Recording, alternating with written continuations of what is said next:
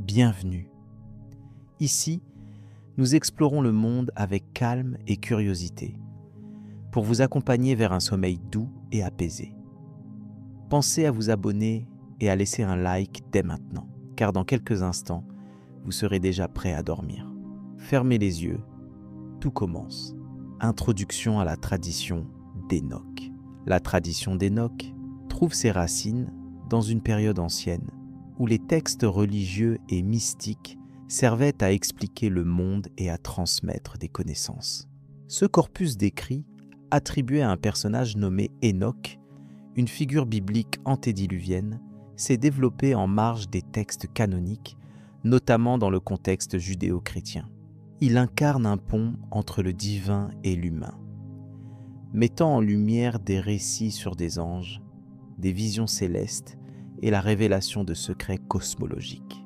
Ces textes mystiques sont souvent considérés comme appartenant à la catégorie des apocryphes, des écrits dont l'autorité était contestée ou non reconnue officiellement.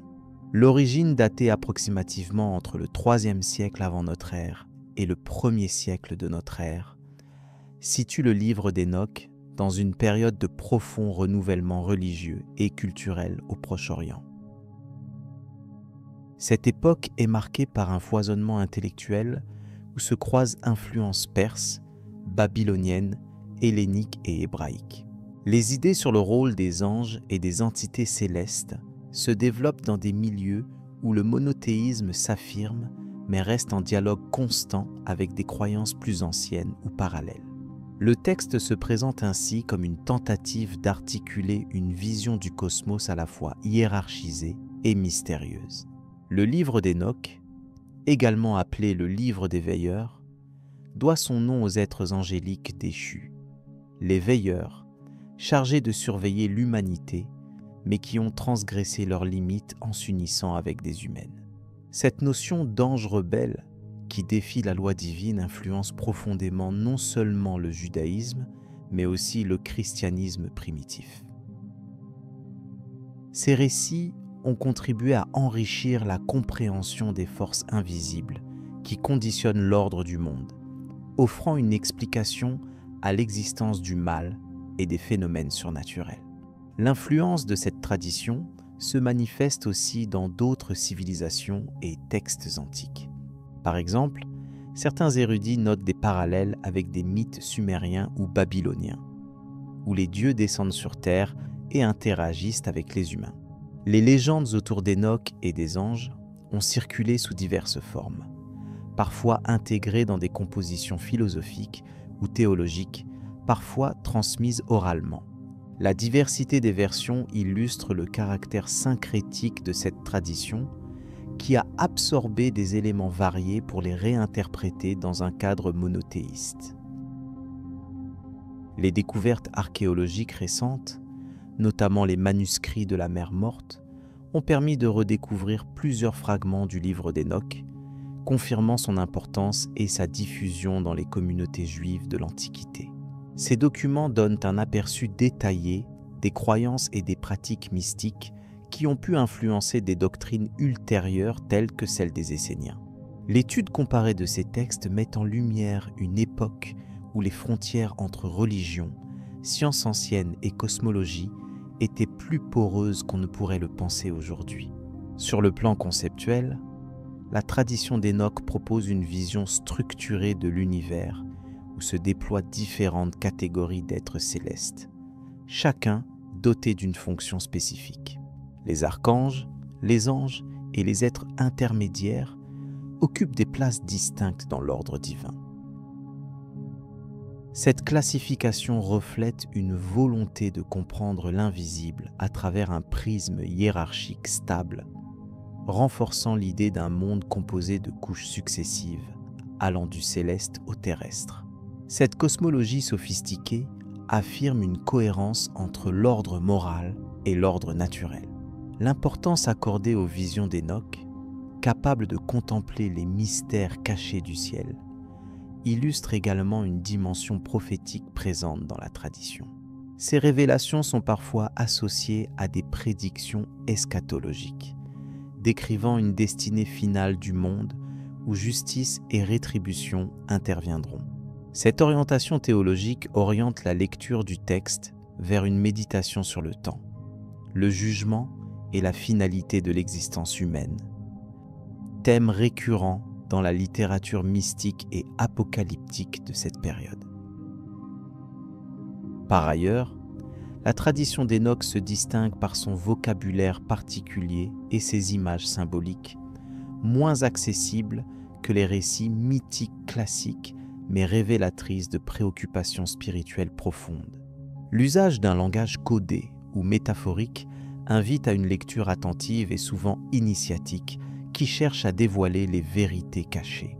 Ce caractère ésotérique a contribué à conférer au texte un statut unique parmi les héritages littéraires religieux, suscitant fascination autant que méfiance. Le rôle des anges dans cette tradition dépasse la simple fonction d'intermédiaire. Ils apparaissent comme des acteurs dynamiques dans le déroulement de l'histoire divine, participant à la formation de l'humanité et à la transmission de savoirs secrets. Cette idée a influencé l'imaginaire religieux ultérieur, en proposant une image d'un univers habité par des forces actives, capables d'intervenir directement dans le cours des événements. La place centrale accordée à ces êtres spirituels correspond à une cosmogonie profondément théologique. Il est intéressant de noter que malgré son importance, la tradition d'Enoch a été exclue du canon officiel de la plupart des confessions juives et chrétiennes. Ce fait souligne une tension entre orthopraxie et recherche spirituelle, témoignant d'un débat ancien sur la nature et les limites des révélations.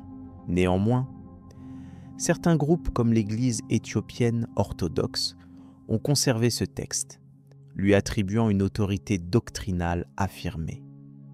Cette diversité d'acceptation témoigne de l'étendue de son influence et de la richesse de ses apports.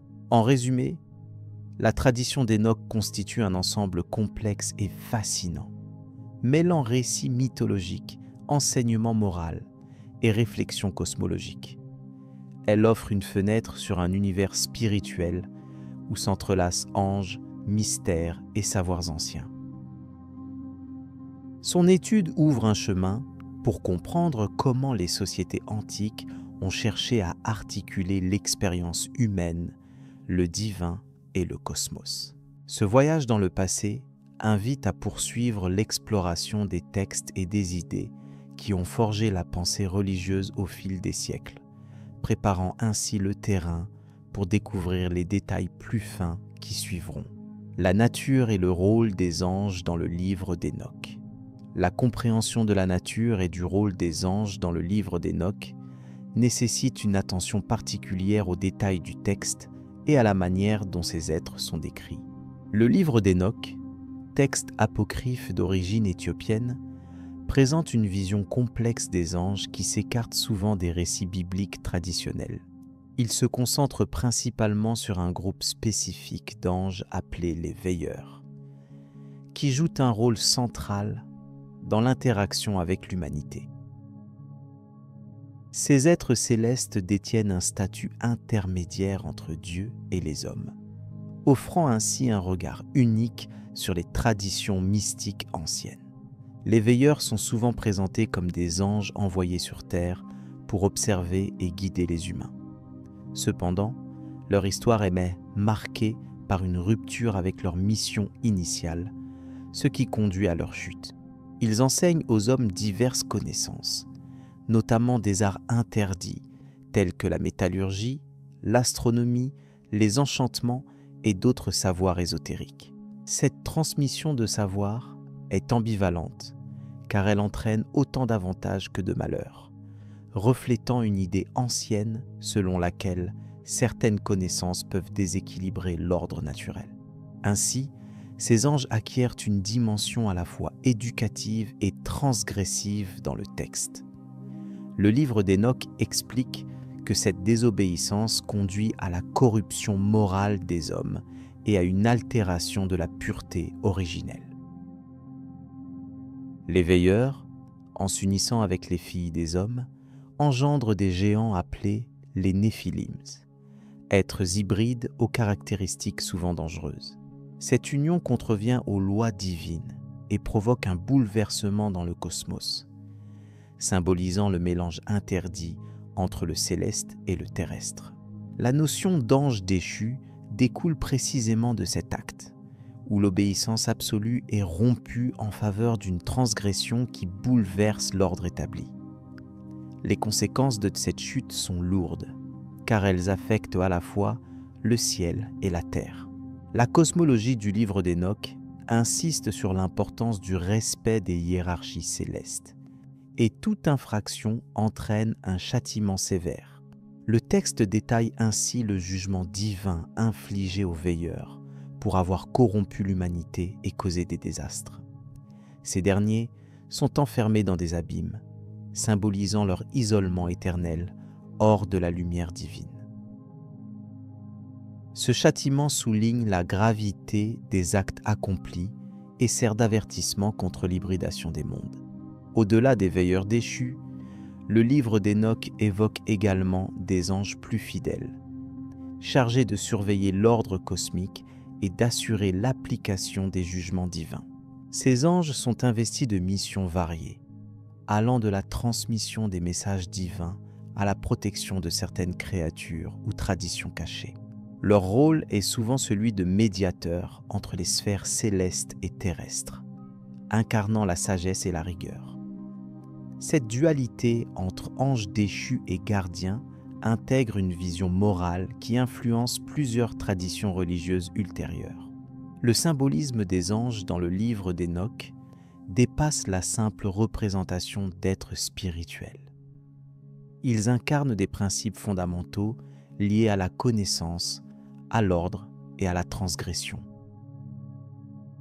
Cette complexité explique pourquoi le texte a suscité un intérêt durable dans les milieux mystiques et académiques. Les anges deviennent des figures clés pour comprendre comment certaines traditions anciennes conceptualisaient la relation entre le divin et le profane, entre le secret et la révélation, entre le contrôle et la liberté. Le récit des veilleurs illustre ainsi une tension constante entre la volonté divine et les désirs humains. En outre, l'étude du livre d'Enoch permet de mieux saisir des influences croisées entre diverses cultures antiques. Les thèmes abordés, tels que la chute des anges, l'enseignement occulte et la naissance des géants, résonnent avec d'autres mythologies du Proche-Orient et d'au-delà. Ces parallèles suggèrent une circulation d'idées qui enrichit la compréhension de ces textes comme des mosaïques de traditions en interaction. Les anges, dans cette perspective, sont autant des acteurs métaphysiques que des symboles culturels, témoins d'une époque où la spiritualité et la cosmogonie se mêlaient intimement. Le livre d'Enoch a ainsi contribué à alimenter des débats théologiques sur la nature de la divinité, le libre arbitre et l'origine du mal. La figure des anges déchus pose des questions fondamentales sur la responsabilité et la punition, mais aussi sur l'autonomie des créatures célestes face à l'ordre divin. Cette réflexion a eu un impact notable sur diverses traditions religieuses, inspirant des interprétations variées, allant de la condamnation stricte à la réhabilitation symbolique. La richesse des symboles contenus dans le texte en fait un terrain fertile pour une approche à la fois historique et spirituelle. De même, les références au savoir transmis par les anges reflètent une dimension pédagogique et ésotérique importante dans le livre d'Enoch. Ces enseignements incluent des sciences anciennes, souvent associées à la sagesse secrète réservée à quelques initiés. La posture des veilleurs dans ce contexte est ambivalente, car ils sont à la fois bienfaiteurs et fauteurs de troubles. Cette dualité souligne la complexité des rapports humains avec le savoir, qui peut être source de progrès comme de chaos. Le texte invite à considérer la connaissance comme une force à manier avec prudence, en lien avec des normes éthiques précises. Cette approche possède des répercussions sur le plan rituel et symbolique dans certaines communautés. Le livre d'Enoch est parfois vu comme une source d'inspiration pour des pratiques mystiques visant à entrer en contact avec les sphères célestes ou à comprendre des réalités cachées. Les anges y sont des modèles de médiation spirituelle, mais aussi des avertisseurs des dangers liés à la déviation. L'ambiance du texte, bien qu'empreinte d'une certaine dramatisation, reste une invitation à la réflexion sur les limites du divin et le rôle de l'humanité dans le cosmos. La réception historique du livre d'Enoch montre qu'il a été à la fois rejeté et admiré. Son influence s'étend à travers diverses traditions juives, chrétiennes et même islamiques. Certains courants mystiques s'en revendiquent encore aujourd'hui, retrouvant dans ce récit des clés pour interpréter la condition humaine. Ce double regard, entre l'interdit et la révélation, entre la lumière et l'ombre, confère au texte une place singulière dans le panorama des écrits sacrés. Il continue d'alimenter la curiosité intellectuelle et spirituelle. Enfin, le rôle des anges dans le livre d'Enoch illustre comment un récit ancien peut articuler des idées complexes avec une économie de moyens. La simplicité apparente du texte masque une profondeur symbolique remarquable. La figure des veilleurs, leurs actions et leurs conséquences offrent un cadre pour méditer sur des questions éternelles liées à l'ordre universel. Cette exploration invite à un regard apaisé, capable d'accueillir la diversité des traditions et la richesse de leurs enseignements pour aborder la suite avec sérénité. Les veilleurs et leur place dans le récit. Les veilleurs occupent une place centrale dans le récit de la livre d'Enoch, ouvrage apocryphe datant de l'Antiquité qui offre un aperçu unique sur des traditions oubliées mêlant mystique et cosmologie. Selon ce texte, les veilleurs sont des anges expédiés sur terre pour observer et guider l'humanité. Leur mission initiale relève d'une fonction divine de surveillance, mais cette intervention finit par dépasser les limites fixées par le ciel, déclenchant une chaîne d'événements ayant un impact profond sur le monde des humains et celui des esprits. Dans le livre d'Enoch, ces anges sont appelés « watchers » en anglais, terme traduit en français par « veilleur ». Leur apparition est liée à une période où la création humaine commence à prendre une certaine importance aux yeux des puissances célestes. Les veilleurs ont pour rôle de veiller sur les hommes, de rapporter leurs actions et d'assurer un équilibre entre le monde spirituel et le monde matériel. Ce contrôle divin souligne une idée de hiérarchie stricte parmi les êtres, où chaque catégorie a ses fonctions définies et ses limites. Cependant, l'histoire des veilleurs prend une tournure singulière lorsqu'ils désobéissent à leurs préceptes en s'attachant aux humains d'une manière interdite.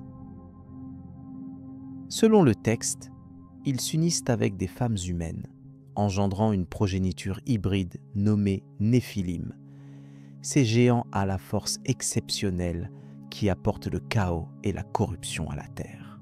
Cette union interdite souligne une transgression majeure, qui ne se limite pas à un simple manquement, mais à une violation profonde de la structure cosmique instaurée par la divinité.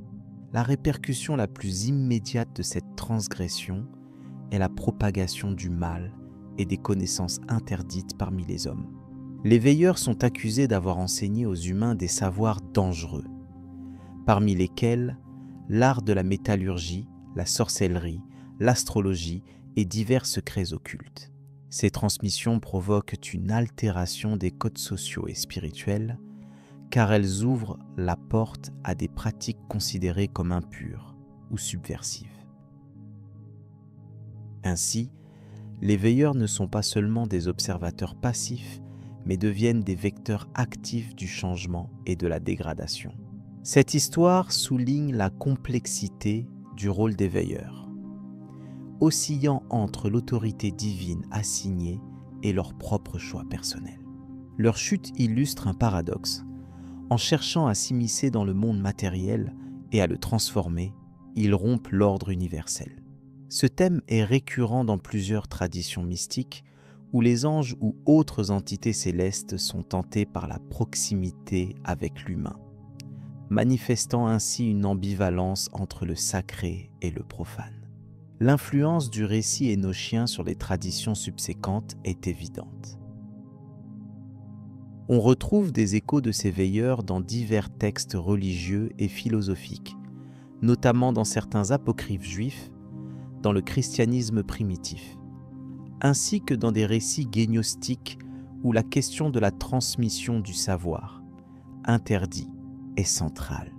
L'image des anges déchus, qui transmettent un savoir dangereux, sert souvent à expliquer la présence de maux et de désordre dans le monde humain, attribuant une origine surnaturelle à ce qui, autrement, pourrait sembler purement terrestre. En examinant ces textes, il apparaît que le livre d'Enoch assume une perspective critique vis-à-vis des connaissances et des pratiques interdites.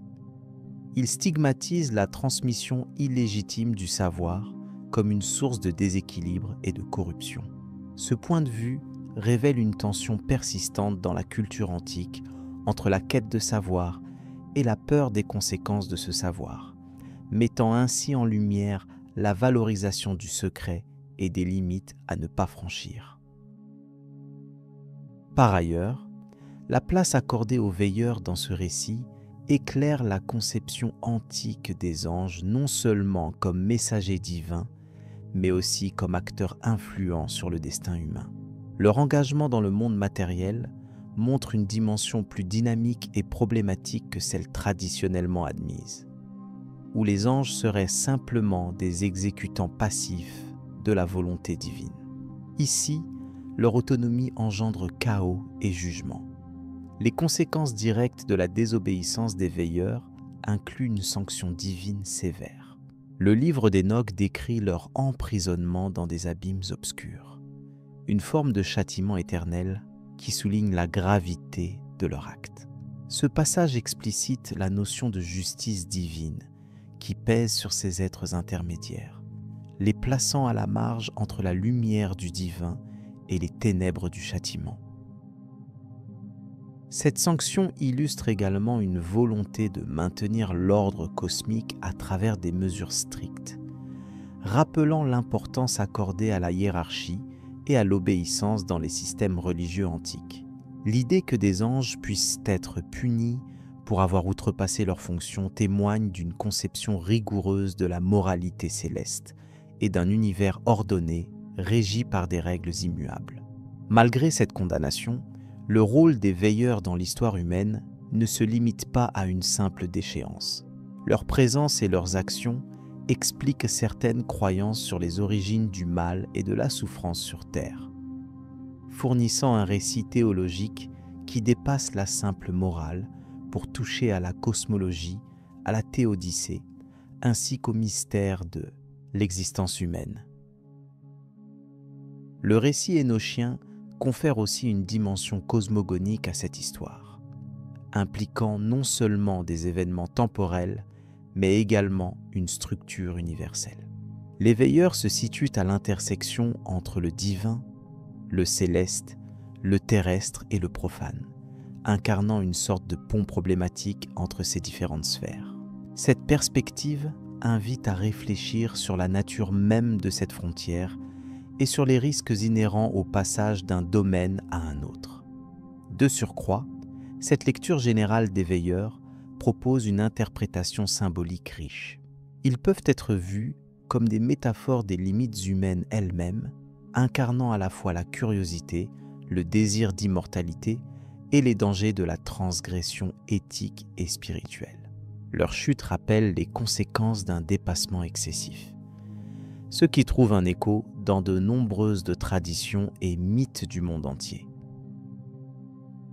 En parallèle, ce texte met en lumière la relation complexe entre le divin et l'humain, marquée par une interaction qui est à la fois source d'ordre et de désordre. Le récit des veilleurs explore ainsi un aspect fondamental des traditions mystiques, la tension entre la nature bornée de l'homme et les aspirations transcendantes qui l'animent. Enfin, il est important de noter que le livre d'Enoch bien que considéré comme apocryphe dans nombre de traditions, a déjà connu une diffusion significative dans l'Antiquité. Il a influencé la littérature religieuse, philosophique et même la pensée ésotérique, témoignant de la fascination durable qu'exercent des thèmes de l'ange déchu, du savoir interdit et des rapports conflictuels entre le ciel et la terre. Alors que s'achève ce panorama sur les veilleurs, il est possible d'orienter la réflexion vers une compréhension plus large de l'impact de ces récits sur les croyances humaines. La complexité de ce mythe, avec ses ramifications entre mystique, morale et cosmologie, invite à poursuivre l'exploration dans les dimensions suivantes. Symbolisme mystique et théologique dans le livre d'Hénoch. Le livre d'Hénoch, un texte ancien attribué au patriarche Hénoch, figure parmi les écrits apocryphes qui ont suscité un intérêt constant pour leur richesse mystique et théologique. Son contenu se distingue par des descriptions détaillées des anges, des visions cosmiques et des traditions oubliées qui traversent diverses cultures et religions. À travers ces pages, une structure symbolique complexe émerge, visant à offrir une compréhension approfondie de l'univers spirituel et des forces invisibles qui y œuvrent. L'un des aspects centraux du livre d'Hénoch réside dans la présentation des anges déchus, appelés également les veilleurs. Ces êtres célestes, chargés au départ de surveiller l'humanité, auraient transgressé les lois divines en s'unissant avec les filles des hommes. Cette union est symbolique d'une rupture entre le monde céleste et le monde terrestre, illustrant une trahison profonde des principes sacrés. Le texte met en garde contre les conséquences de cette transgression, notamment la diffusion de connaissances interdites et la corruption morale qui en découle. Les descriptions angéliques dans le livre d'Hénoch se caractérisent par une multiplicité de figures, chacune possédant une fonction spécifique. Leur rôle dépasse l'image classique d'êtres gardiens, puisqu'ils sont présentés comme des médiateurs entre Dieu et l'humanité. Par leur intermédiaire se révèle une hiérarchie céleste subtile, où chaque ange incarne une forme de sagesse divine. Cette hiérarchisation reflète un effort théologique pour comprendre l'organisation du cosmos invisible, où le divin s'exprime à travers des agences spirituelles. Par ailleurs, le texte explore des visions apocalyptiques qui exposent le destin dernier de l'humanité en relation avec ses forces angéliques. Ces narrations sont moins des prophéties dans le sens traditionnel que des révélations symboliques sur le jugement et la purification finale. Le livre d'Hénoch propose une vision du monde où l'ordre divin sera restauré grâce à l'action de ces entités. Cette idée de restauration s'inscrit dans une perspective cyclique, suggérant que l'histoire humaine est soumise à des phases alternées de chaos et de régénération. Sur le plan mystique, le livre d'Hénoch révise plusieurs thèmes fondamentaux comme celui de la connaissance cachée et des secrets célestes. Les facultés surnaturelles accordées aux anges déchus et la transmission de savoirs obscurs signalent une tension entre lumière et obscurité. Cette dichotomie symbolise le combat interne entre le bien et le mal, mais aussi la quête humaine d'une compréhension plus vaste de l'univers. Ainsi, le texte invite à réfléchir sur la nature du savoir et sur ses limites quand il est détourné de sa vocation initiale. Le livre d'Hénoch reflète également des traditions anciennes, notamment celles des peuples sémitiques qui ont influencé la pensée religieuse du Proche-Orient. Il trouve des échos dans des récits bibliques et extra-bibliques, amplifiant certaines thématiques liées à la création, à la chute et au salut. Ces convergences montrent que le livre d'Hénoch n'est pas une œuvre isolée, mais un point de rencontre entre diverses traditions mystiques qui se sont croisées et transformées au fil des siècles. L'importance théologique du livre d'Hénoch réside aussi dans sa capacité à interroger la relation entre divin et humain. En présentant des anges qui interviennent activement dans le monde matériel, il soulève des questions sur la frontière entre le visible et l'invisible. Cette interaction complexe illustre une cosmogonie où le spirituel n'est jamais totalement séparé du terrestre. Elle suggère que chaque acte humain est inscrit dans un ordre plus vaste, gouverné par des lois divines symbolisées par la présence angélique. En outre, le texte utilise un langage symbolique pour évoquer des réalités transcendantes. Les images célestes et les visions éclatantes ne doivent pas être comprises littéralement, mais comme des représentations allégoriques permettant d'appréhender l'inaccessible. Ce rapport à la symbolique souligne l'intention didactique du livre d'Hénoch, qui cherche à guider l'esprit vers une méditation intérieure profonde.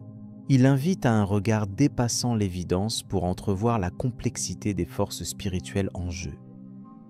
Par ailleurs, le livre d'Hénoch présente une cosmologie où le temps et l'espace sont liés à la volonté divine.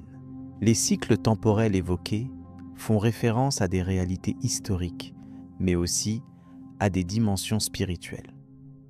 Cette double lecture permet de situer l'homme dans un cadre à la fois historique et eschatologique. L'interprétation de ces cycles est importante pour comprendre le sens donné à l'histoire humaine, envisagée comme une progression vers une fin éclatante et pleine de sens.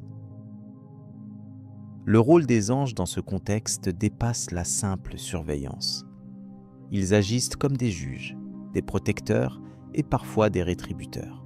Cette multifonction engage une réflexion sur la justice divine et la manière dont elle se manifeste à travers différents agents spirituels. Le livre d'Hénoch présente ainsi un système moral où chaque action, individuelle ou collective, trouve sa réponse dans l'ordre cosmique qui est maintenu par ces forces invisibles. De plus, le texte traite du sens des traditions orales véhiculées au sein des communautés anciennes. Il met en lumière des coutumes oubliées, des pratiques rituelles et des savoirs ésotériques qui étaient autrefois transmis de génération en génération. Cette dimension anthropologique apporte une compréhension plus large des contextes dans lesquels le livre d'Hénoch a circulé, renforçant l'idée de continuité entre passé et présent. Un autre point à souligner est la manière dont le livre d'Hénoch aborde la notion de péché et de châtiment. La figure des angels déchus incarne le refus de l'ordre divin, tandis que l'humanité est invitée à suivre le chemin de la justice pour éviter des destins funestes.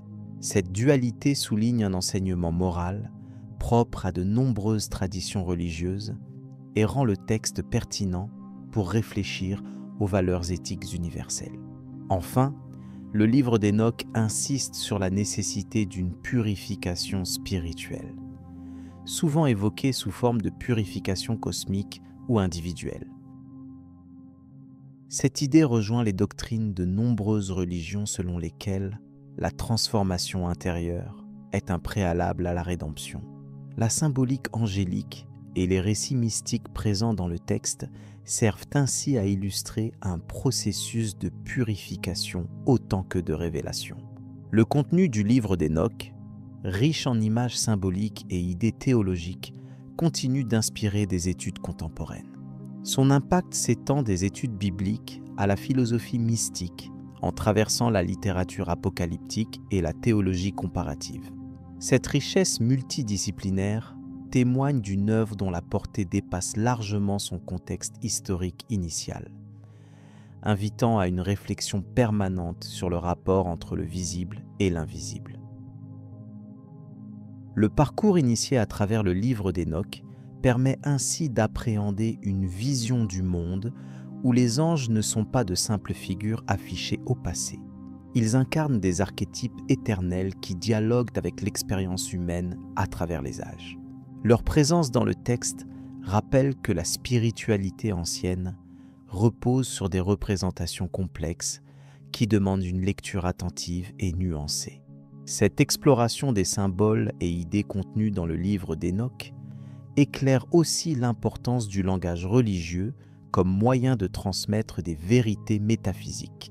En déchiffrant ces messages codés, il est possible de saisir une théologie en devenir, où chaque élément participe à un projet global de compréhension de l'univers et de la place de l'homme dans ce cosmos.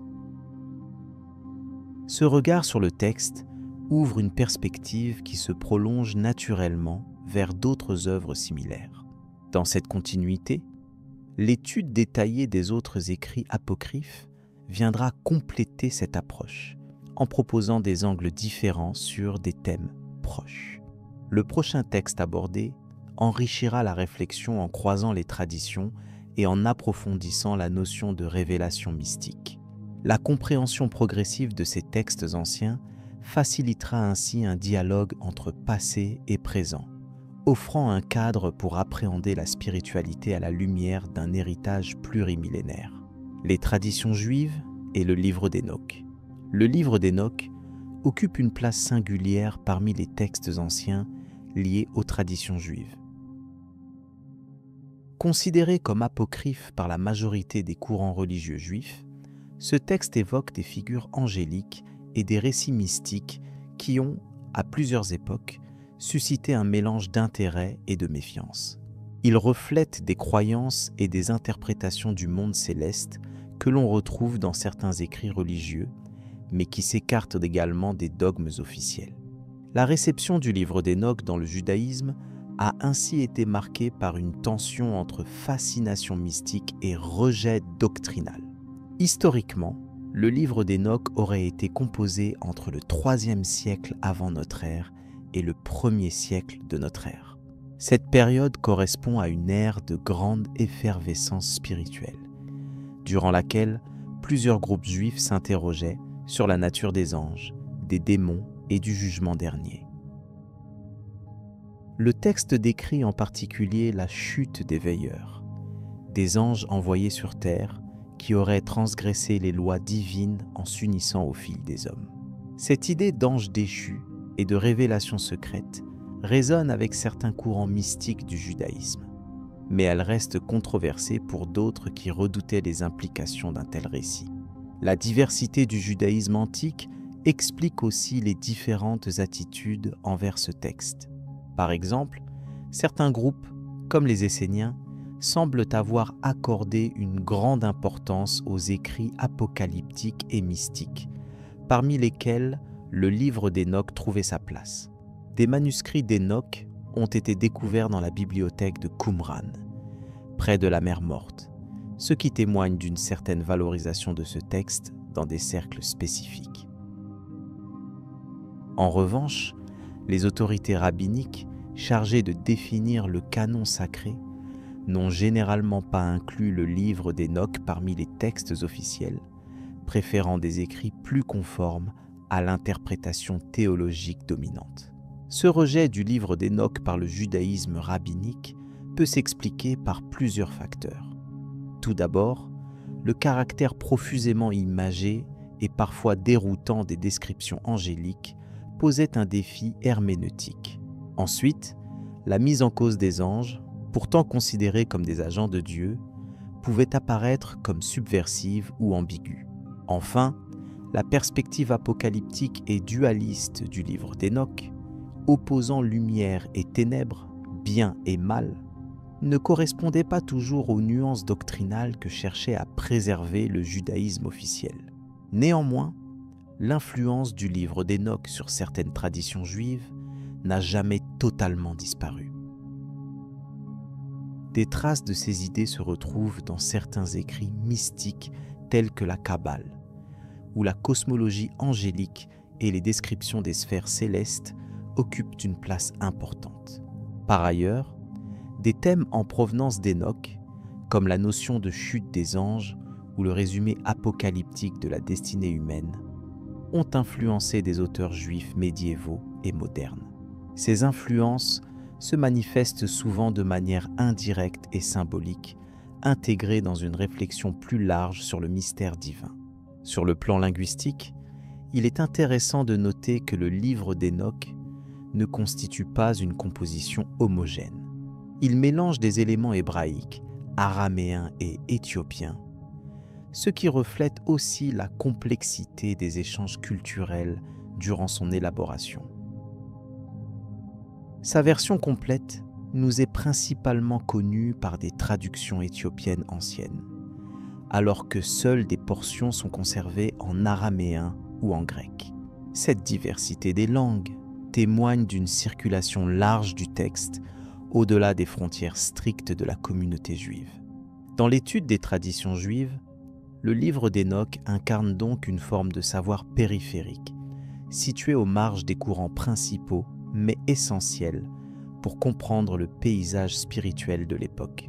Il illustre également la manière dont certaines idées circulaient et se transformaient, se heurtant aux normes établies tout en nourrissant un imaginaire collectif riche en symboles.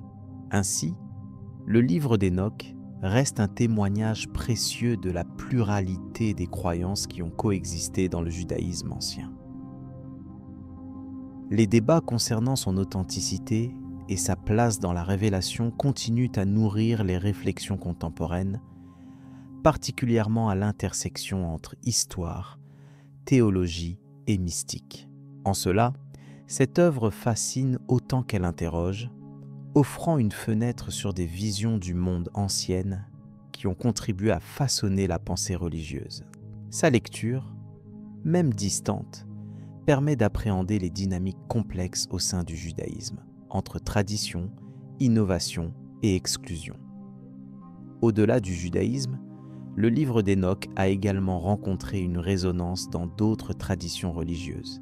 Notamment, il a été intégré dans le canon éthiopien orthodoxe, ce qui souligne son statut unique dans une perspective chrétienne orientale.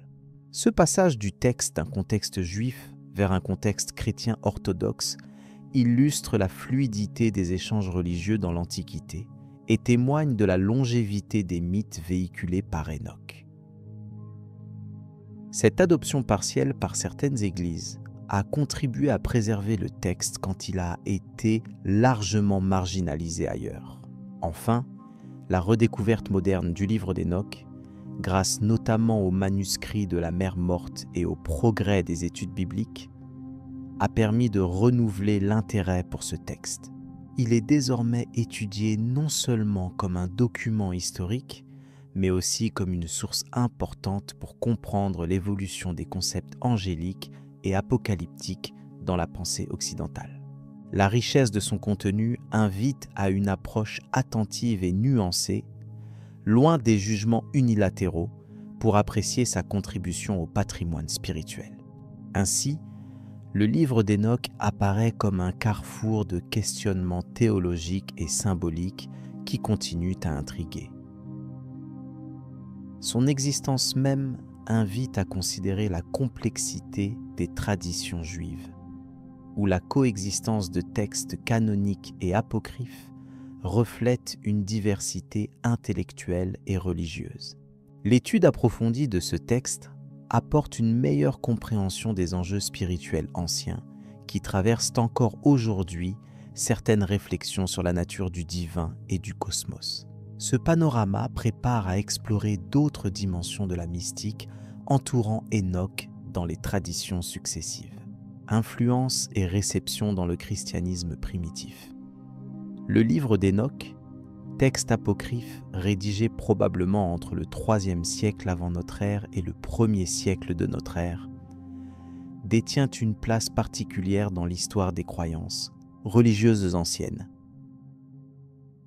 Bien que non inclus dans le canon hébraïque, il a exercé une influence notable sur certains courants du christianisme primitif et sur la pensée apocalyptique.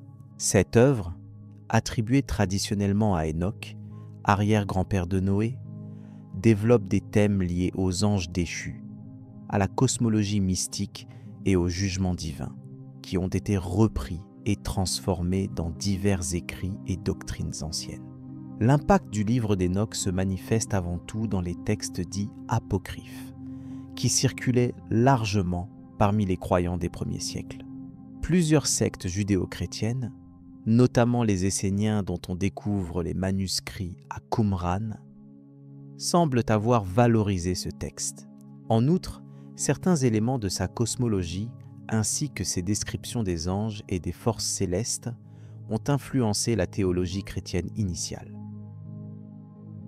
Le Nouveau Testament lui-même, en particulier certaines épîtres, présente des allusions qui peuvent être rapprochées de passages de ce livre, comme la référence aux anges qui ne gardèrent pas leur dignité, évoquée dans l'épître de Jude. Le système angéologique exposé dans le livre d'Hénoch est complexe et comprend des hiérarchies d'êtres célestes, des descriptions détaillées de leurs fonctions et de leurs transgressions. Ces récits ont enrichi la vision chrétienne du monde spirituel en y introduisant la notion d'ange rebelle ayant corrompu l'humanité. Cette idée a trouvé un écho dans les premiers débats doctrinaux portant sur la nature du mal, la chute des anges et la condition humaine. Le livre d'Hénoch propose ainsi une cosmologie où le bien et le mal s'affrontent non seulement dans le monde matériel, mais également dans les cieux, ce qui a contribué à façonner les enseignements moraux et eschatologiques du christianisme émergent. Les traditions issues du livre d'Hénoch ont été progressivement intégrées, parfois de manière implicite, dans la pensée chrétienne orthodoxe. Par exemple, la figure d'Hénoch lui-même, qui dans ce texte est élevé au rang de voyant des mystères divins, symbolise la possibilité d'une connaissance transcendante accessible aux élus. Cette image a inspiré certaines conceptions mystiques de la haute antiquité chrétienne, où savoir secret et révélation divine se rejoignent. Des pères de l'Église comme Irénée ou Clément d'Alexandrie mentionnent indirectement ou explicitement des idées issues de ce corpus, même s'ils ne le considéraient pas comme canonique. L'usage liturgique et doctrinal du livre d'Hénoch reste toutefois limité dans la majorité des communautés chrétiennes, ce qui explique son exclusion du canon biblique.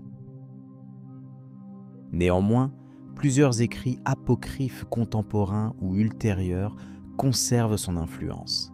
Ainsi, les lettres de Paul ou les apocalypses attribuées à Jean, bien que ne reprenant pas textuellement le contenu d'Hénoch, en perpétuent certains motifs symboliques, notamment en ce qui concerne le jugement dernier, la résurrection et la lutte entre les forces divines et démoniaques.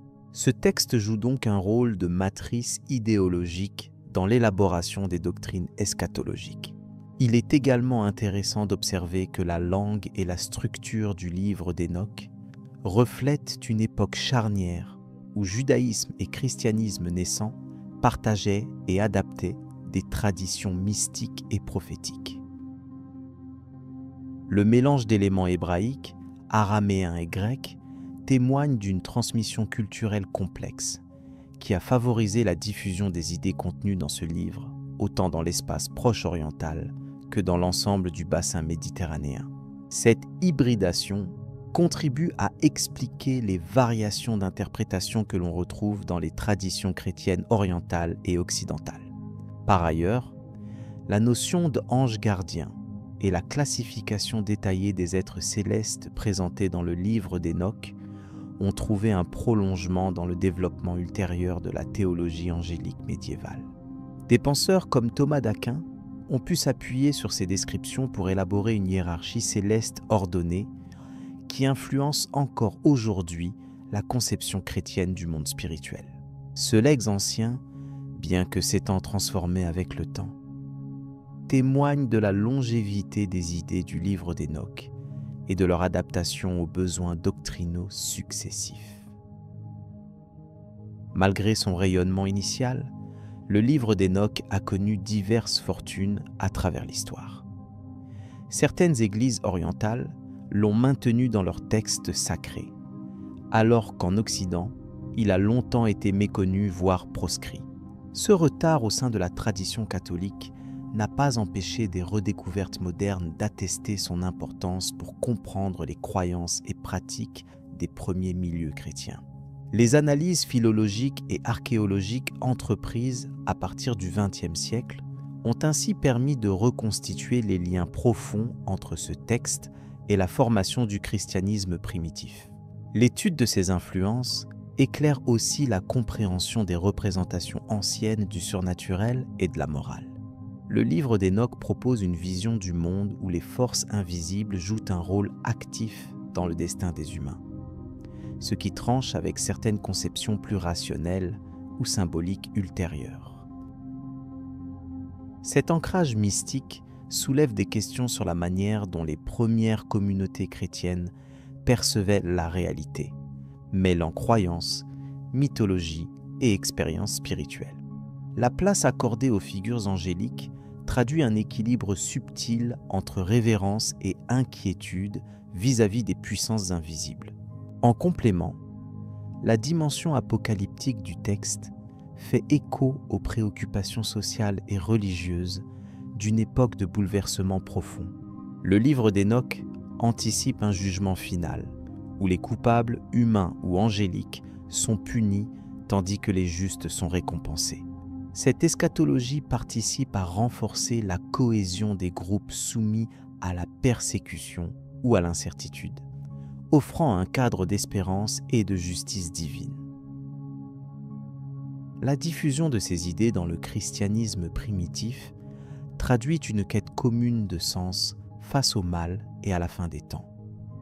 La réception du livre d'Hénoch ne se limite pas au christianisme.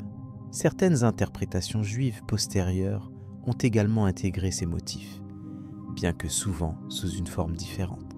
Cette interaction démontre l'importance de ce texte comme un point de convergence entre diverses traditions religieuses autour de questions fondamentales sur l'origine du mal, la nature des anges et le destin de l'humanité. La richesse de ce dialogue interreligieux contribue à expliquer la diversité des approches théologiques que l'on observe à la naissance des grandes religions monothéistes. Enfin, la connaissance actuelle du livre d'Hénoch doit beaucoup aux découvertes archéologiques récentes, notamment celles des manuscrits de la Mer Morte, qui ont apporté des versions anciennes et en langue araméenne.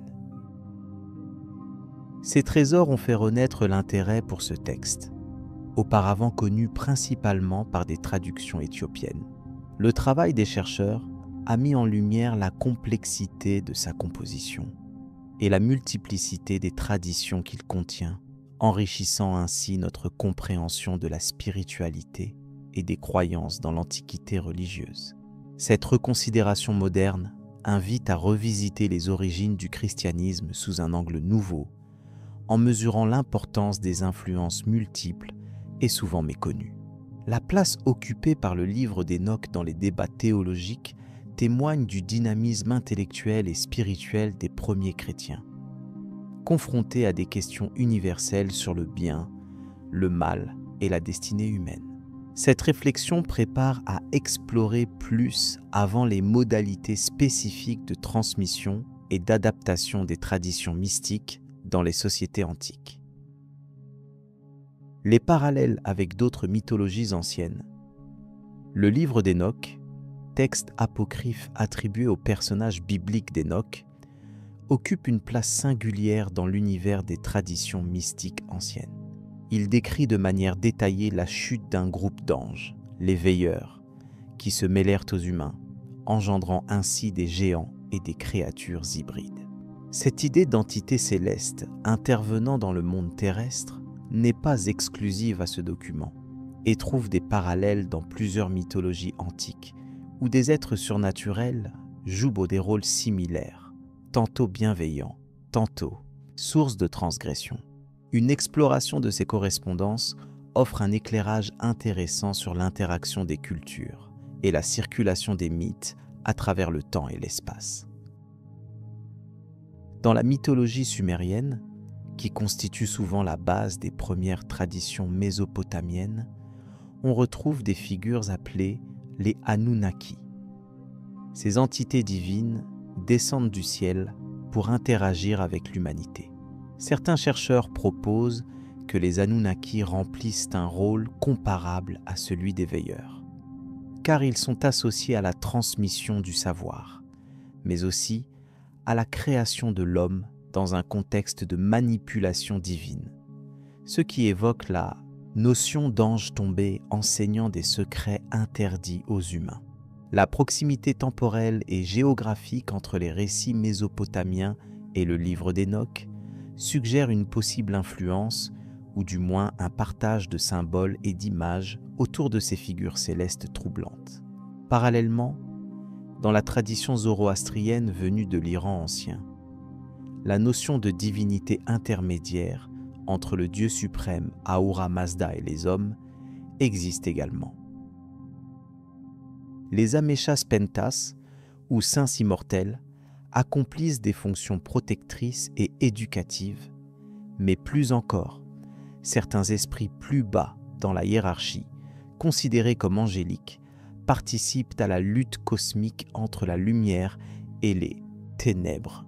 Ce dualisme trouve un écho intéressant dans la description en Enoch d'anges qui choisissent délibérément de transgresser l'ordre divin, provoquant un combat spirituel qui dépasse la simple sphère humaine pour toucher l'univers entier. Un autre exemple important provient de la mythologie grecque. Les oracles, les divinités mineures et les démons présentent des traits qui rappellent la fonction des veilleurs. Ces êtres connaissent des secrets cachés et interviennent dans le destin des mortels. En particulier, le mythe des Titans, géants fils d'Ouranos et de Gaïa, peut être comparé aux géants engendrés par les anges, selon le livre d'Enoch. La notion d'une race divine déchue ou contestée, soit parce qu'elle s'oppose aux dieux de l'Olympe ou parce qu'elle véhicule un savoir interdit, est une constante qui résonne d'un mythe à l'autre. Cela suggère une rencontre symbolique où la frontière entre le céleste et le terrestre est poreuse, un thème fondamental dans les traditions anciennes. Ces parallèles ne se limitent pas à l'Occident. En Inde, dans les textes védiques et dans la mythologie hindoue, on observe la présence de Deva et d'Asura, qui incarnent respectivement les forces divines et leurs opposants souvent liés à l'obscurité ou au chaos. L'opposition et l'interaction entre ces êtres reflètent également le conflit spirituel narré par Enoch à propos des anges rebelles. En outre, certains épisodes décrivant la transmission de savoirs ésotériques aux humains par ces entités divines ou semi-divines évoquent à cette idée d'un lien risqué entre le monde céleste et le monde terrestre, à la source de bouleversements aussi bien cosmiques qu'humains. La Bible hébraïque elle-même, bien que ne mentionnant pas explicitement le livre d'Enoch dans son canon officiel, porte des traces de ce type de récit. Le livre de la Genèse fait référence aux fils de Dieu qui prennent les filles des hommes pour épouses. Cette image, au cœur de la cosmologie énochienne, reflète une conscience ancienne de l'interpénétration des sphères divines et humaines. L'interprétation juive et chrétienne classique tend à minimiser ou à spiritualiser cette histoire, mais les anciens écrits apocryphes et pseudépigraphes lui donnent un rôle central et une dimension dramatique bien plus affirmée. Il est aussi intéressant de noter que la tradition éthiopienne, qui a fixé le livre d'Enoch dans sa Bible canonique, conserve un contexte où les croyances sur les anges et les esprits sont largement influencées par des pratiques locales et des Kerpeja Kebura. Tradition oralement transmise. Les interprétations données à ces récits dépassent souvent le cadre strictement religieux pour intégrer des éléments magico-religieux, des coutumes et des visions du monde propres à la région. Ainsi, la figure d'Enoch devient un pont entre des connaissances révélées, des savoirs occultes et une mythologie riche et vivante. Les mythologies mésoaméricaines proposent aussi, bien que sous une forme différente, des récits où des entités célestes interfèrent directement avec le destin des hommes. Les dieux Teotihuacan, par exemple, sont souvent décrits dans des interactions mystérieuses avec les humains, dictant des règles, des cycles et des savoirs sacrés. Leur rôle de médiateur entre le monde supérieur et la Terre rappelle, dans une autre géographie et avec d'autres codes symboliques, ce que le livre d'Enoch expose concernant la relation troublée entre anges et hommes. Ces correspondances montrent à quel point l'idée d'une connaissance secrète venue du ciel est un motif universel. Dans la tradition arabe pré-islamique, on trouve les djinns, des êtres invisibles aux caractéristiques ambivalentes, capables d'influencer la destinée humaine et de naviguer entre plusieurs plans d'existence. Bien que distincts des anges bibliques, ils partagent cette nature liminale qui confère à ces entités un rôle à la fois protecteur et potentiellement dangereux. Le livre d'Hénoch expose une typologie d'anges aux intentions diverses, parfois bienveillantes, parfois désobéissantes, ce qui rejoint cette dualité inhérente aux figures mystiques dans différentes cultures, celle d'être à la fois proche et étranger aux hommes. De manière générale, les mythologies antiques expriment souvent la peur et la fascination envers des êtres surnaturels qui dépassent les humains en pouvoir et en savoir. Leur présence dans les textes devient une façon d'expliquer l'inexplicable, de structurer les croyances autour du visible et de l'invisible. Le livre d'Hénoch insère ces figures dans un cadre narratif codifié qui ouvre une réflexion sur la nature du mal et sur la transmission des connaissances interdites. Un sujet qui traverse profondément les représentations ancestrales ailleurs dans le monde. Le point commun dans ces diverses traditions est la métaphore d'une connaissance sacrée ou interdite, transmise par des êtres entre ciel et terre, qui suscitent tant la crainte que le respect. Ce motif encourage une interprétation symbolique. Il souligne la fragilité des frontières entre différents ordres de réalité et invite à méditer sur les limites humaines face à l'inconnu. Le livre d'Hénoch s'inscrit ainsi dans une continuité de réflexion ancienne, où l'hybridation du divin et de l'humain génère des récits complexes sur l'origine du mal et de la sagesse.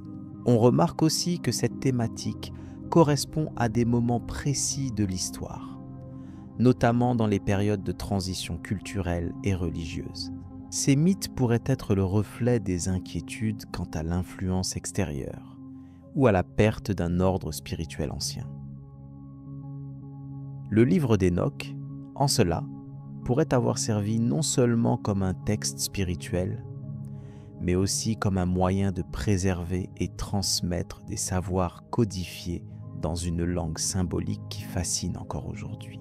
Cette analyse comparative contribue non seulement à une meilleure compréhension du livre d'Hénoch, mais éclaire également la richesse et la complexité des mythologies anciennes dans leur ensemble. Elle révèle un réseau dense d'influences, de partage et d'adaptation permettant d'envisager ces récits comme les témoins d'une dynamique culturelle vivante, plutôt que comme de simples documents figés dans le temps. Le dialogue entre les traditions apparaît ainsi comme une clé pour saisir toute l'importance et la profondeur des images qu'elles véhiculent. Poursuivant cette exploration, il devient pertinent de se pencher sur l'impact qu'ont eu ces traditions angéliques et mystiques sur la pensée médiévale et moderne, ainsi que sur leur résonance dans les pratiques ésotériques contemporaines. Ces héritages anciens, bien que souvent occultés ou marginalisés, continuent d'alimenter un imaginaire collectif et une quête de sens qui dépasse largement leur contexte originel. Cette continuité et cette transformation méritent une attention particulière pour comprendre le rôle persistant de ces récits dans notre monde actuel. L'importance des traditions orales et écrites. Depuis les origines de la civilisation, la transmission du savoir s'est souvent appuyée sur la tradition orale avant de se fixer par l'écriture. Le livre d'Hénoch illustre parfaitement ce passage complexe entre ces deux modes de conservation. Ce texte ancien, qui mêle mysticisme, récits angéliques et traditions oubliées, reflète une évolution culturelle profonde qui a façonné la manière dont les histoires sacrées et les enseignements ésotériques traversent le temps. Les premières mentions du personnage d'Hénoch remontent au texte biblique hébraïque, où il apparaît comme une figure mystérieuse s'élevant dans les cieux. Ce récit initial s'est enrichi au fil des siècles par des traditions orales portées par différentes communautés religieuses et ésotériques. Ces traditions orales servaient à préserver une multiplicité d'interprétations, souvent adaptées aux contextes culturels spécifiques dans lesquels elles étaient racontées. La nature orale du récit a permis une grande flexibilité dans la transmission. Les conteurs, en répétant les histoires, introduisèrent parfois des variations ou des ajouts pour mieux répondre aux préoccupations spirituelles de leur auditoire. Cette mobilité des récits a favorisé la diversité des versions du livre d'Hénoch, ce qui rend aujourd'hui son étude particulièrement stimulante pour les chercheurs. Cependant, elle pose aussi la question de la fidélité des messages originaux. Avec l'apparition et la diffusion de l'écriture en langues variées telles que l'araméen, le guèze ou le grec, ces traditions orales ont été progressivement mises par écrit.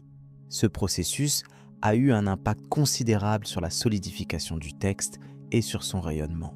L'écriture a permis de fixer des versions particulières du livre d'Hénoch, ce qui a contribué à une certaine standardisation, tout en limitant la libre adaptation que l'oralité favorise.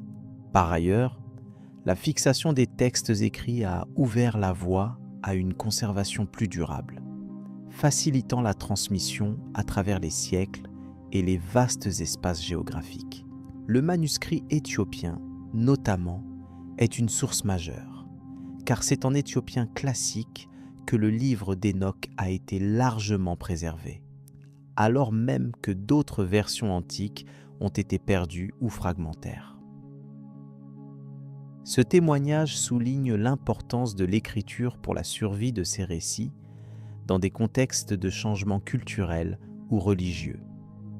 Il convient également de souligner que l'écriture n'a pas éliminé les pratiques orales. L'usage combiné des deux modes de transmission a permis de maintenir vivantes certaines traditions mystiques, souvent très hermétiques, qui gardent leur force dans l'expérience directe de la parole ou du chant. Ces pratiques orales ont contribué à créer un lien communautaire autour du texte que l'écriture seule aurait du mal à produire. L'étude comparée des différentes versions écrites du livre d'Hénoch révèle ainsi une richesse textuelle remarquable. Certaines parties du récit sont communes à tous les manuscrits, signe d'un noyau stable, tandis que d'autres segments varient selon les traditions locales, témoignant d'une adaptation continue. Ce phénomène souligne le rôle de la tradition orale comme moteur de changement et de renouvellement, même après la fixation alphabétique.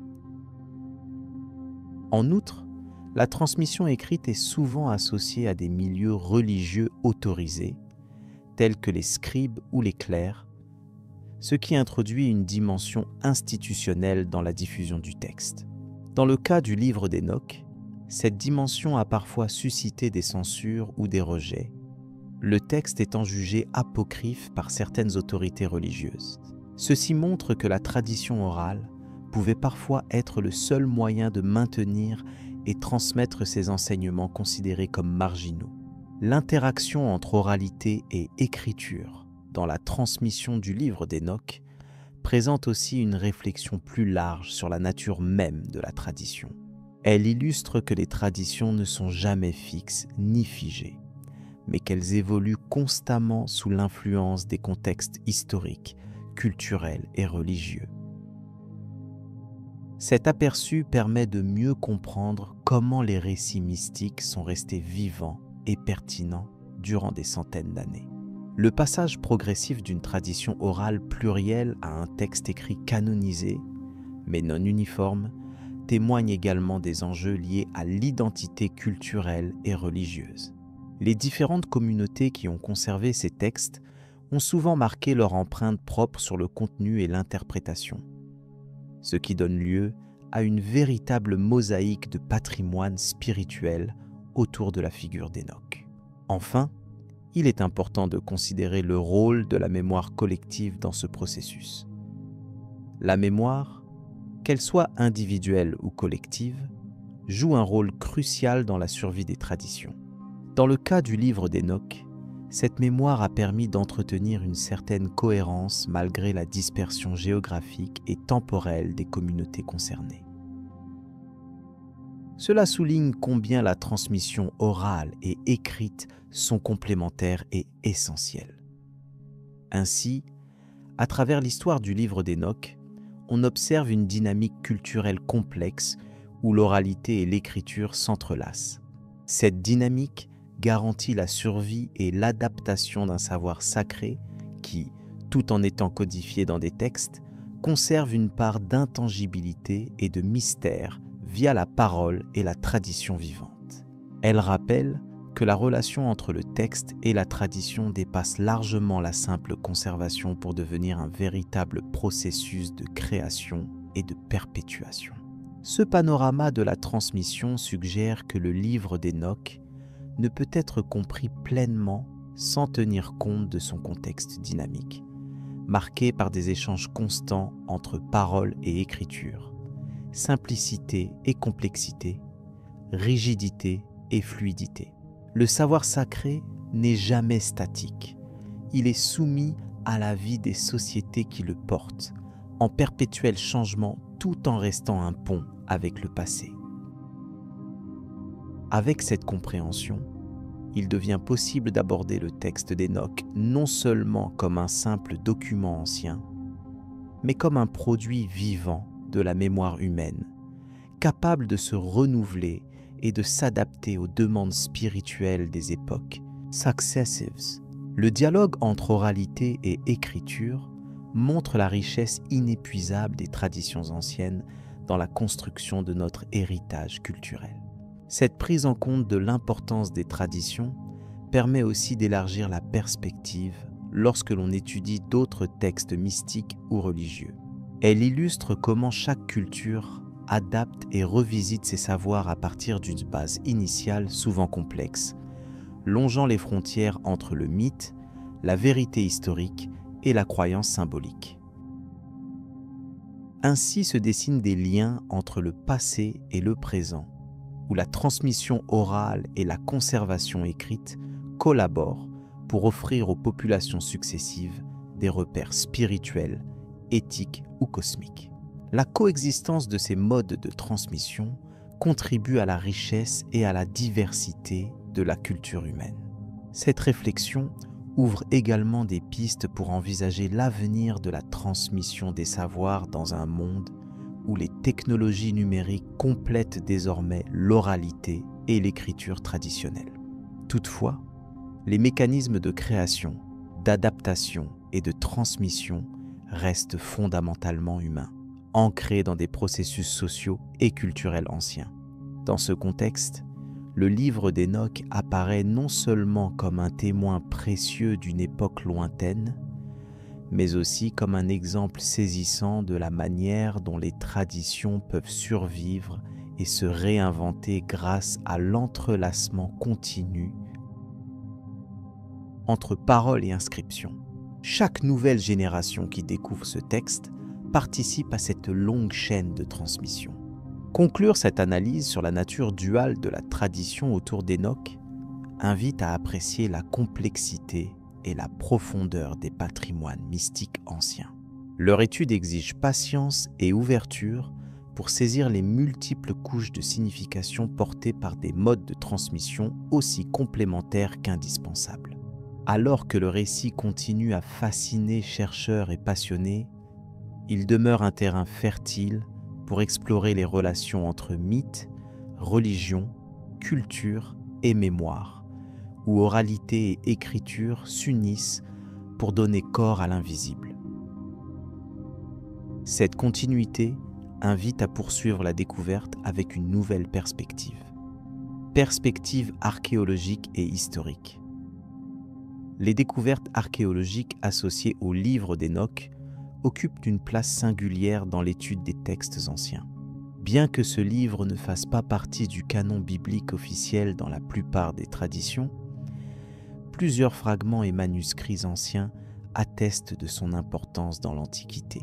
Les manuscrits découverts dans les grottes de Qumran ont fourni un matériau précieux pour mieux comprendre sa diffusion et son influence au cours des premiers siècles avant notre ère.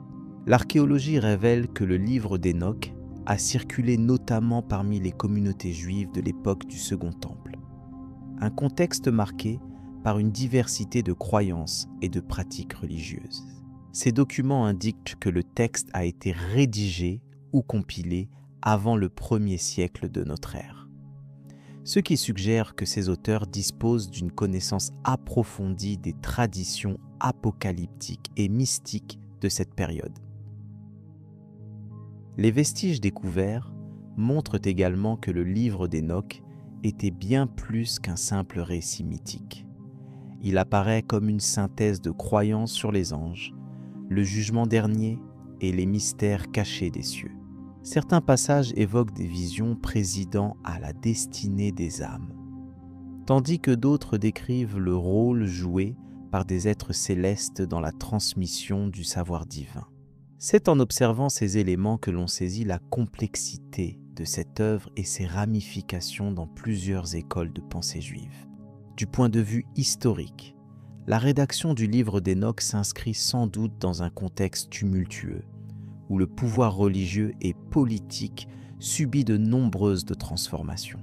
L'ouvrage semble refléter les préoccupations eschatologiques de ses auteurs, qui vivaient probablement sous la domination séleucide ou romaine. Ces facteurs expliquent par la présence, dans le texte, d'une symbolique forte liée à l'opposition entre forces du bien et du mal, ainsi qu'à la notion de purification finale. Par ailleurs, le livre d'Hénoch contient des descriptions détaillées d'êtres surnaturels appelés les veilleurs, qui descendent sur Terre pour interagir avec les humains. Cette idée trouve un écho dans divers récits mythologiques de l'Antiquité, témoignant d'un échange culturel entre les traditions mésopotamiennes, égyptiennes et juives. L'archéologie soutient que cette influence croisée s'exprime dans plusieurs objets rituels et inscriptions gravées, soulignant la circulation des idées mystiques au sein des sociétés voisines. L'étude rigoureuse des manuscrits révèle aussi que le texte possède plusieurs composantes distinctes, écrites probablement à différentes époques, puis réunies en un corpus cohérent. Cette multifonctionnalité explique la richesse du langage employé et la variété des thèmes abordés, allant des récits cosmogoniques aux instructions éthiques. La composition collective reflète en partie la complexité de l'environnement religieux dans lequel ces textes ont été produits. L'un des aspects les plus intrigants concerne la présence de visions astronomiques précises décrites dans le livre d'Hénoch. Les anciens textes énoncent des modèles calendaires et des cycles célestes qui témoignent d'une connaissance avancée de l'observation des astres. Ces données astronomiques sont confirmées par des objets retrouvés dans plusieurs sites archéologiques, notamment des cadrans solaires et des instruments servant à mesurer le temps, attestant d'une science astronomique intégrée à la sphère religieuse. Le contexte historique des auteurs est lui-même multifacette, mêlant tradition orale et écrite, circulation communautaire et débats internes. Le livre d'Hénoch semble porter la trace des tensions entre les élites attachées à la lettre de la loi et les groupes mystiques précurseurs du judaïsme apocalyptique. Cette ambivalence donne au texte toute sa profondeur et sa capacité à nourrir la réflexion sur la condition humaine face au divin. En analysant les différentes versions du texte, notamment celles en éthiopien, grec et araméen, on constate des variations qui traduisent les adaptations successives. Cette évolution multipliée souligne l'importance du livre d'Hénoch dans des courants spirituels variés, allant de la secte essénienne aux premières communautés chrétiennes. Ces transformations textuelles sont corroborées par des découvertes archéologiques attestant d'une large diffusion géographique. Les découvertes matérielles et textuelles participent à la reconstitution d'un univers religieux riche d'enseignements et d'interrogations. Le livre d'Hénoch ne se réduit pas à un simple récit, mais s'impose comme une archive précieuse des croyances anciennes sur les anges et les mystères cosmiques, révélant les liens profonds entre mythologie, doctrine et vécu historique. Il porte ainsi un témoignage unique sur la manière dont les sociétés anciennes percevaient les réalités invisibles. Un point essentiel ressort également de l'étude des contenus rituels intégrés dans le livre d'Hénoch. Ceux-ci montrent une tentative d'harmoniser les pratiques cultuelles avec une vision révélée du monde. Cette intégration reflète l'importance d'une tradition orale structurée, transmise au fil des générations avant d'être mise à l'écrit. Les artefacts archéologiques indiquent que ces rituels pouvaient impliquer des espaces dédiés et des objets spécifiques associés à des cérémonies complexes. Enfin, la réception historique du livre d'Hénoch illustre la manière dont un texte peut traverser les siècles en conservant une influence durable. Bien que marginalisé dans plusieurs traditions, il est resté central dans d'autres, notamment dans l'Église éthiopienne orthodoxe, où il est toujours lu et étudié. Ce profil contrasté met en lumière la richesse des intersections entre foi, tradition et histoire, éléments qui perdurent dans les débats sur l'interprétation des textes anciens. Dans la continuité de cette exploration, il sera pertinent d'aborder les dimensions symboliques et théologiques du livre d'Hénoch, afin de mieux saisir les implications de ces visions mystiques et le rôle de ces figures angéliques dans la pensée religieuse ancienne, analyse linguistique et manuscrits anciens. Le livre d'Hénoch fait partie des textes apocryphes les plus fascinants de l'Antiquité, témoignant d'une riche tradition littéraire et mystique qui intrigue encore les chercheurs aujourd'hui. Son importance se manifeste d'abord à travers ses manuscrits, qui nous parviennent dans plusieurs langues anciennes, chacune portant les traces d'une culture spécifique et d'une histoire complexe. Parmi ces langues, l'éthiopien, l'araméen et le grec occupent une place centrale, formant un corpus varié qui invite à une exploration approfondie des spécificités textuelles propres à ce livre. Les manuscrits éthiopiens, en particulier, sont les plus complets et les mieux conservés. Ils résultent d'une tradition de copie soigneuse qui s'étend sur plusieurs siècles. Leur langue, le ge'ez, une forme ancienne de l'éthiopien, présente une certaine rigueur structurelle et une richesse lexicale qui révèlent un contexte liturgique et théologique important. Le style littéraire de ces textes tient souvent d'un équilibre entre narration et discours prophétique, mêlant description mystique et exhortation morale, ce qui témoigne d'un genre hybride, ni tout à fait prophétique, ni strictement historique. Les fragments araméens du livre d'Hénoch, découverts parmi les manuscrits de la Mer Morte, représentent une source cruciale pour la datation et la compréhension originelle du texte. Ils révèlent une forme plus ancienne et moins complète, souvent plus cryptique, reflétant les traditions juives de la fin du second siècle avant notre ère. La langue araméenne, utilisée couramment dans la région à cette époque, fournit un cadre linguistique marqué par une certaine concision et une densité symbolique notable. Ce style, souvent elliptique, contraste avec les développements plus explicites que l'on trouve dans la version éthiopienne. Les passages les mieux conservés offrent un aperçu précieux des récits concernant les anges déchus et les visions célestes, qui constituent des thèmes centraux du livre. L'analyse linguistique de ces fragments permet d'identifier des particularités telles que l'emploi répétitif de termes spécifiques pour désigner les figures célestes et les forces cosmiques, ce qui souligne une intention narrative claire et ponctue les textes de motifs récurrents. Dans la tradition grecque, les copies du livre d'Hénoch sont fragmentaires et souvent dérivées de traductions plus anciennes. Le grec, en tant que langue véhiculaire de l'époque hellénistique, a joué un rôle de relais pour la diffusion de ce texte à travers différentes communautés. Les traits stylistiques observables dans ces fragments traduits indiquent une adaptation au public grec, avec une simplification relative du langage et une mise en forme plus rationnelle des idées mystiques. Cette transformation linguistique traduit une intention de rendre le contenu accessible, tout en conservant une certaine solennité propre aux écrits religieux. En outre, les manuscrits grecs offrent parfois des variantes textuelles qui enrichissent notre compréhension des évolutions du texte au fil du temps. Leur étude critique souligne l'existence d'une transmission hétérogène et soulève des questions sur l'authenticité et la fidélité du texte par rapport à ses formes originelles. Le style littéraire du livre d'Hénoch se caractérise par une pluralité de genres, englobant des éléments narratifs, apocalyptiques, didactiques et poétiques.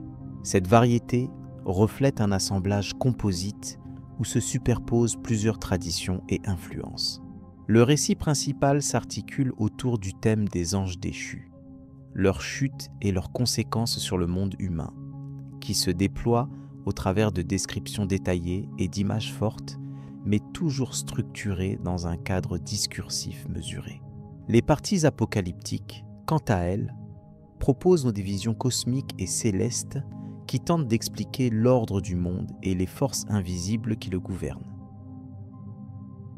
Ces sections sont souvent présentées sous forme de listes, de décrets divins ou de révélations systématiques, conférant au texte une dimension solennelle et codifiée. Par ailleurs, les éléments didactiques, généralement insérés sous forme de conseils ou d'instructions, participent à la fonction morale du livre, visant à guider les fidèles sur la voie d'une vie juste et éclairée. L'analyse linguistique approfondie montre également l'usage fréquent de termes spécifiques portant des connotations religieuses précises, qui servent non seulement à désigner des entités spirituelles, mais aussi à structurer la pensée théologique du texte. Des mots en gaze ou en araméen désignent les anges, les puissances célestes, ainsi que diverses formes de justice divine et de jugement final. Ces termes sont souvent liés à des concepts plus vastes, tels que la pureté, la lumière ou la séparation entre le bien et le mal. Cette terminologie répétée impose une cohérence interne et facilite la lecture méditative du texte, tout en renforçant son impact théologique. Parallèlement, on observe dans le style une tendance à l'emphase sur la hiérarchie céleste, avec une organisation claire des personnages angéliques selon leur rang et leur rôle dans le cosmos. La transmission manuscrite du livre d'Hénoch a été affectée par des variations géographiques et historiques qui se manifestent dans la diversité des copies conservées. Certaines traditions, telles que celle de l'Église éthiopienne orthodoxe, ont fixé une version canonique du texte, ce qui explique en partie son excellent état de conservation dans cette région. En revanche, dans d'autres contextes, le livre d'Hénoch a été marginalisé ou considéré comme non canonique, conduisant à une transmission fragmentaire et souvent lacunaire. Ces différences témoignent des débats théologiques et des évolutions doctrinales survenues au fil des siècles. Par ailleurs, les manuscrits révèlent parfois des annotations marginales, des corrections ou des interpolations qui indiquent un travail de recension attentive, témoignant de l'importance accordée à la fidélité du contenu. En étudiant le style et la langue du livre d'Hénoch, on peut également observer l'influence de courants divers, issus à la fois de traditions juives apocalyptiques et de courants mystiques plus larges, issus de la culture environnante. Le texte intègre des éléments issus de la mythologie mésopotamienne, notamment dans la figure des anges déchus, évoqués comme des êtres responsables de la corruption de l'humanité. Ces emprunts s'accompagnent d'une appropriation spécifique qui transforme ces mythes en une réflexion religieuse stricte, adaptée au cadre monothéiste hébraïque. Cette adaptation stylistique et linguistique illustre la complexité des échanges culturels à l'époque, ainsi que la capacité du texte à se situer à la croisée de plusieurs influences. La spécificité du livre d'Hénoch réside aussi dans son statut intermédiaire entre écriture prophétique et apocryphe, ce qui se reflète dans la nature même de son expression littéraire. Le texte n'impose pas une narration homogène, mais privilégie une succession d'épisodes ou de visions qui se complètent sans toujours se relier directement. Cette structure fragmentaire peut sembler déconcertante, mais elle correspond à une technique ancienne visant à naviguer entre le secret et la révélation progressive d'une sagesse cachée. La langue utilisée reste claire et précise, sans excès rhétorique, ce qui favorise une lecture contemplative plutôt qu'une mise en scène dramatique. Ce choix stylistique contribue à installer une atmosphère calme et réfléchie, propice à l'étude ésotérique. Il convient enfin de noter que le livre d'Hénoch a exercé une influence notable sur plusieurs courants religieux et mystiques postérieurs, notamment dans les milieux chrétiens anciens, où il a été à la fois respecté et controversé. La connaissance approfondie des manuscrits et de leur langue permet de tracer les contours de cette réception, ainsi que d'identifier les emprunts et les reformulations opérées par les théologiens ultérieurs.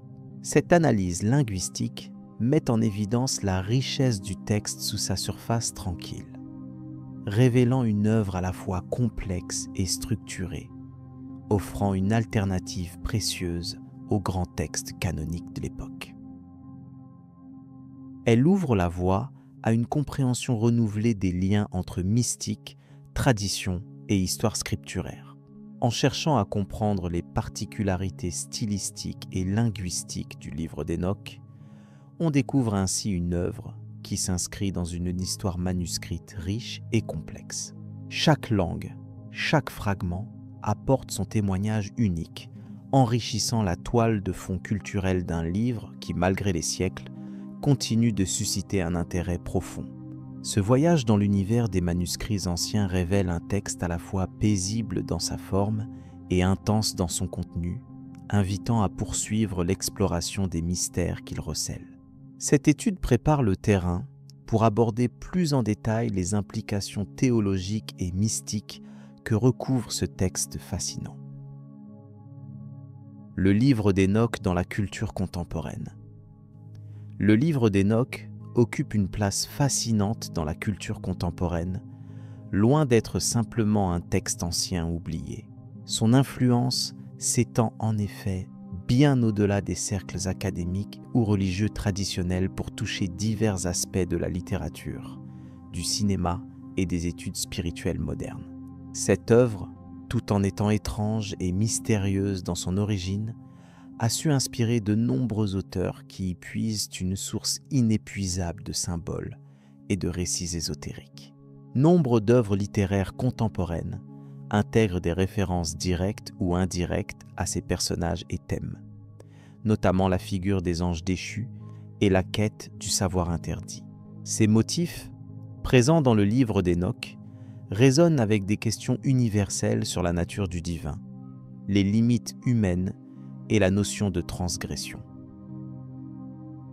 Le milieu cinématographique, en particulier le genre fantastique et de science-fiction, a également accueilli avec un intérêt certain ces récits anciens.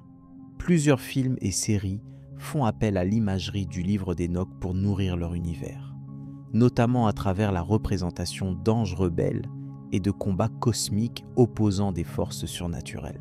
Ces productions utilisent souvent le cadre mystique du livre pour explorer les tensions entre le bien et le mal, tout en offrant une narration visuellement riche et symboliquement lourde.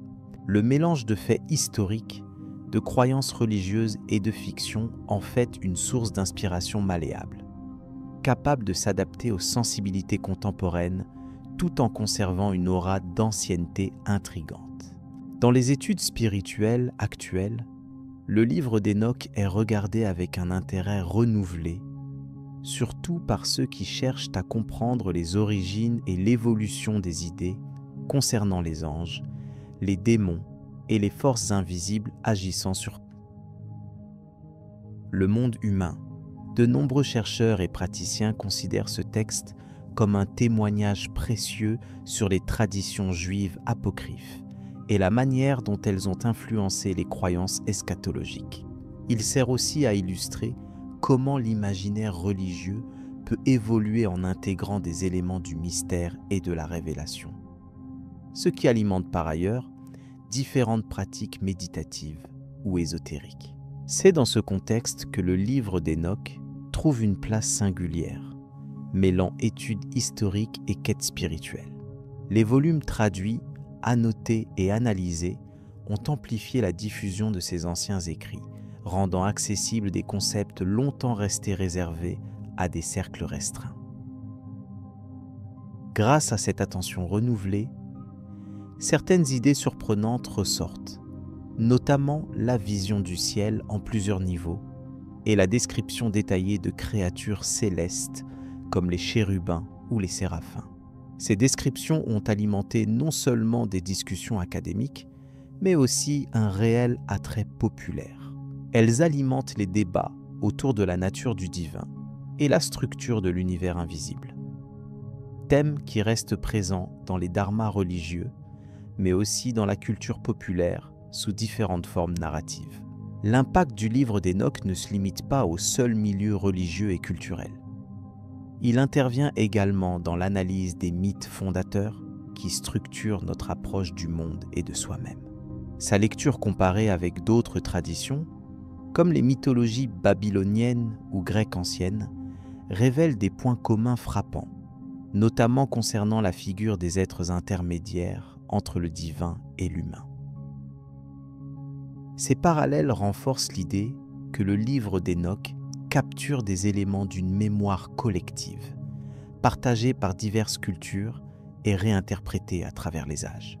Ce phénomène illustre la manière dont les textes anciens peuvent s'inscrire dans une dynamique permanente de redécouverte et d'adaptation. Dans le domaine de la philosophie religieuse, le livre d'Enoch invite à revisiter des concepts comme la justice divine et la punition des rebelles, tout en questionnant la nature de la révélation. Le texte propose ainsi une réflexion sur la place de la connaissance révélée et sur les risques associés à sa divulgation. Ces questions résonnent particulièrement avec les périodes historiques où l'accès au savoir était contrôlé ou limité. Elles trouvent aussi un écho contemporain dans les débats sur la transparence, le secret et la diffusion de l'information. Ainsi, le livre d'Enoch peut être lu comme un symbole des tensions entre lumière et obscurité, entre évidence et mystère. Les recherches archéologiques et philologiques entreprises au cours du siècle dernier ont permis une meilleure compréhension des multiples strates qui constituent cet écrit. Ce travail a mis en lumière l'hétérogénéité du livre d'Enoch, résultant de compositions successives reflétant divers courants religieux. Cette complexité explique en partie son attrait, car elle offre un champ d'étude vaste où chaque élément peut être interprété selon différentes perspectives. Par ailleurs, la découverte de manuscrits en langue éthiopienne a contribué à préserver cette œuvre souvent marginalisée, soulignant son importance au sein de la tradition chrétienne ancienne. Le livre d'Enoch agit ainsi comme un pont entre différentes cultures et époques. La dimension symbolique est essentielle pour saisir l'envergure de ce texte dans les imaginaires contemporains. Les métaphores employées, par exemple celles des surveillants ou des anges qui enseignent les arts interdits, sont riches d'interprétations. Elles invitent à réfléchir sur la relation entre le savoir et le pouvoir, ainsi que sur les conséquences de la transgression des limites imposées. Ce traitement symbolique n'est pas figé, mais ouvert, révélant une dynamique constante entre la lettre et l'esprit du texte. Cette richesse explique pourquoi le livre d'Enoch reste un sujet fertile, tant pour les disciplines humanistes que pour les mouvements spirituels modernes. Il faut aussi noter que la popularisation du livre d'Enoch est liée à la montée d'un intérêt plus large pour les traditions ésotériques, la mystique juive et les premiers courants chrétiens non canoniques. Ce regain implique une redécouverte des textes anciens dans une perspective souvent interculturelle. où s'entrecroisent différentes interprétations et expériences. Le livre d'Hénoch occupe un rôle clé en raison de son caractère à la fois marginal et central, donnant à voir des aspects méconnus de l'histoire religieuse et une vision souvent alternative des relations entre divin et monde. Cette situation encourage une lecture attentive et critique, en évitant les récupérations simplistes. En conclusion, le livre d'Hénoch dans la culture contemporaine témoigne d'un héritage complexe et vivant, capable de dépasser les frontières du temps et des disciplines. Son influence sur la littérature, le cinéma et les pratiques spirituelles révèle une appropriation constante d'un monde ancien qui continue de parler aux préoccupations actuelles. Les questions qu'il soulève à propos de la nature du sacré, du mystère et du rôle des êtres intermédiaires demeurent universelles. Elles invitent à prolonger la réflexion dans d'autres domaines, nourrissant un dialogue entre passé et présent, entre texte et lecture. Cette dynamique ouvre naturellement la voie à une exploration approfondie des origines et des implications de ces traditions oubliées ou cachées. Conclusion et synthèse générale. Le livre d'Hénoch représente une source précieuse d'informations pour ceux qui s'intéressent aux premiers récits mystiques et aux traditions oubliées. Il s'agit d'un texte ancien, attribué à Hénoch, personnage biblique mentionné dans quelques passages de l'Ancien Testament, mais dont les écrits eux-mêmes ont été préservés principalement en écriture éthiopienne. Cette œuvre regroupe des visions, des révélations et des histoires qui jettent une lumière particulière sur la relation entre le monde céleste et le terrestre. Son intérêt principal réside dans la manière dont il décrit les anges, notamment ceux désignés sous le nom de veilleurs, qui auraient interagi avec les hommes avant le déluge. Selon les récits présents dans ce texte, ces êtres célestes auraient partagé des connaissances interdites, influençant de manière significative l'humanité. Ces traditions, bien que contestées dans certains cercles religieux, suggèrent une complexité spirituelle et théologique souvent ignorée dans les canons classiques. Historiquement, le livre d'Hénoch a circulé dans diverses communautés, en particulier dans le judaïsme ancien et parmi les premiers chrétiens, avant de tomber dans une certaine obscurité. Cependant, ces concepts continuent de fasciner les chercheurs modernes en histoire des religions, en théologie comparée et en littérature apocryphe. Le manuscrit, conservé en version complète surtout en éthiopien, témoigne de l'échange culturel et religieux entre différentes civilisations anciennes. Par ailleurs, la dimension mystique du livre s'exprime à travers ses descriptions détaillées des structures célestes, des créatures angéliques et des jugements divins. La symbolique utilisée évoque un cosmos ordonné selon des lois spirituelles précises, contrastant avec une vision plus mécanique du monde. Ces éléments invitent à une réflexion sur la manière dont les premières sociétés percevaient l'ordre universel et leur place dans celui-ci. Il importe aussi de noter que les traditions liées au livre d'Hénoch ne sont pas isolées. Elles s'insèrent dans un ensemble plus vaste de croyances anciennes concernant les anges, les démons et les forces invisibles agissant dans le monde. Certaines coutumes et textes issus de différentes cultures montrent des parallèles frappants, soulignant des liens interculturels parfois insoupçonnés.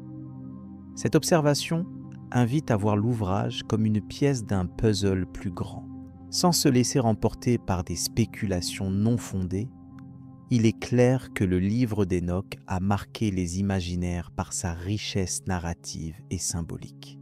Son étude permet de comprendre les fondements de nombreux mythes ultérieurs sur les anges déchus et les secrets du cosmos. De plus, il éclaire le contexte religieux complexe dans lequel furent forgées certaines idées fondamentales du judaïsme et du christianisme primitif. L'approche modérée adoptée dans cette exploration vise à respecter la densité intellectuelle du sujet sans négliger son aspect accessible. Le style employé cherche à maintenir un équilibre entre rigueur scientifique et fluidité narrative. Cette méthode garantit que le texte reste propice à une écoute paisible, même dans un contexte de repos ou de méditation. La richesse du contenu invite à une réévaluation de la place du livre d'Enoch dans la mémoire collective. Sa redécouverte progressive au cours des siècles a suscité des débats stimulants parmi les spécialistes, tout en inspirant des réflexions sur la manière dont les textes sacrés évoluent au fil du temps. Ce processus met en lumière la dynamique entre tradition et innovation spirituelle. Il est également essentiel de considérer l'impact culturel du livre dans différents foyers religieux. Bien que son acceptation varie, il demeure une référence dans certaines branches du christianisme éthiopien, où son influence persiste dans la liturgie et la théologie. Cette pérennité illustre comment un texte ancien peut demeurer vivant à travers les pratiques et les croyances locales. En résumé, le livre d'Enoch se présente comme un témoin complexe et riche d'un monde ancien où s'entremêlent mystique, tradition et quête de sens.